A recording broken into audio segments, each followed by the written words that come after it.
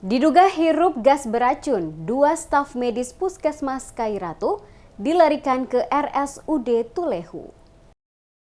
Dua staf medis Puskesmas Kairatu, Kabupaten Seram bagian Barat SBB, mengalami keracunan diduga menghirup uap seperti gas yang mengandung racun. Insiden ini terjadi pada Jumat 17 Mei 2024 sekitar pukul 08.30 waktu Indonesia Timur setelah apel pagi dilaksanakan. Kedua staf medis itu yakni Makuya Burhan, 41 tahun, dan Maria Walubun, 51 tahun. Keduanya bertugas di bagian gizi pada Puskesmas Kairatu. Keduanya telah dirujuk ke RSUD Dr. Ishak Umarela Tulehu, Kecamatan Salahutu, Pulau Ambon, Kabupaten Maluku Tengah.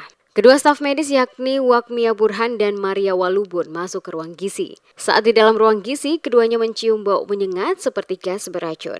Dikatakan kedua korban mengalami pusing serta kram pada bagian THT, menyebabkan sehingga muntah-muntah. Mengantisipasi hal-hal yang tidak diinginkan, pihak puskesmas langsung melakukan penanganan medis dan langsung merujuk kedua korban ke Rumah Sakit Umum Dr. Ishak Umarela Tulehu. Langkah cepat ini diambil lantaran keterbatasan tenaga medis dan alat kesehatan di puskesmas itu. Pihak puskesmas telah melaporkan kejadian ini ke Polres Seram bagian Barat.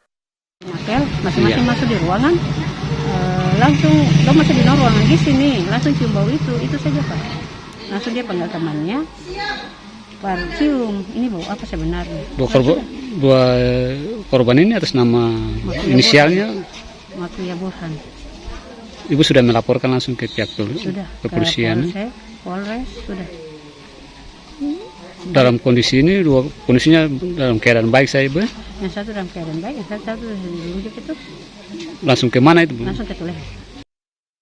Sementara itu, Kapolsek Kairatu Ibtu Henry Nikiulu membenarkan adanya laporan kejadian keracunan yang dialami dua medis di Puskesmas Kairatu. Setelah dilaporkan ke Polres SBB, tak lama berselang, tim Inafis Polres SBB langsung mendatangi puskesmas itu untuk melakukan penyelidikan. Polisi juga memasang polis lain di lokasi kejadian.